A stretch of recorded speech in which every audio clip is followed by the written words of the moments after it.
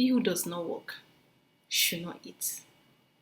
Whereas there are so many people that are working, investing, and they're still poor. Surviving this economy requires a lot. Not falling into depression requires you to be around positive people, being positive. A lot of aspire to perspire and aspiring, but that in itself is not enough. You agree with me, right? You need to work, work, work, work. But it's not just about working, working smart, working smart. Because without work, you will be poor.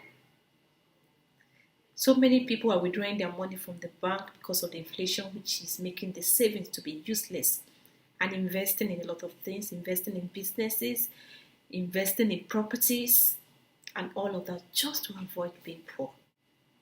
Let me take you through a story of two men who want to avoid being poor, who want to have a roof upon their head. One of the men built on the rock, while the other built on the sand. Both put in resources, right? Both put in work, right? But what makes a difference? One expended more by building on the rock, while the other feels no need to build on the.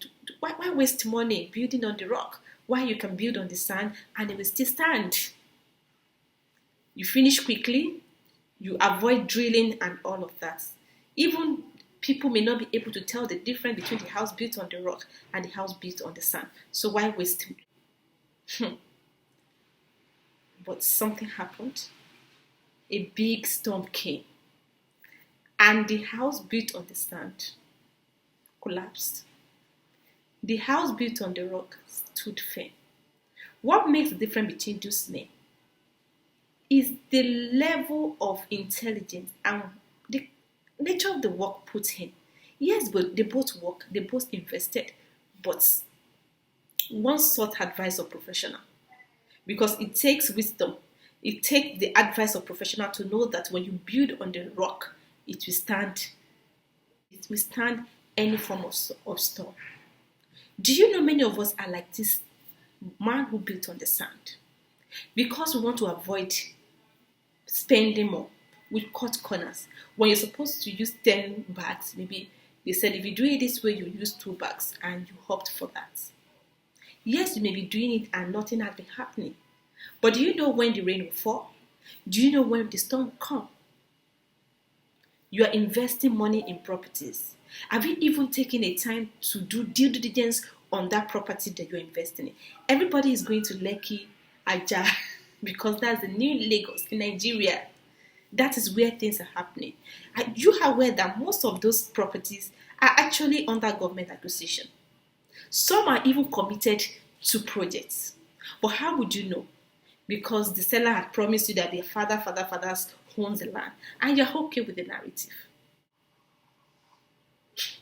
When the tsunami comes, will your resources, your investments not go with it? You are putting on a business, you don't even know the nature of business you are registering.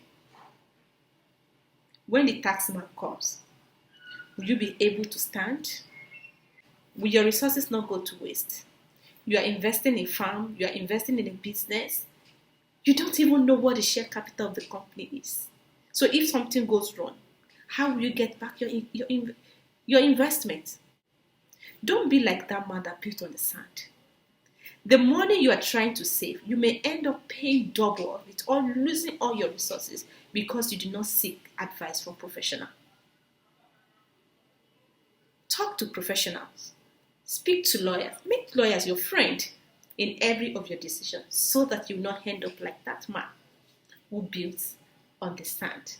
And when the tsunami comes, the house got away. My name is Eunice Tolu Olatunji. I'm a lawyer, a mediator, a mediation advocate. I'm also a teacher. I love to teach people. I love to encourage people on so many things.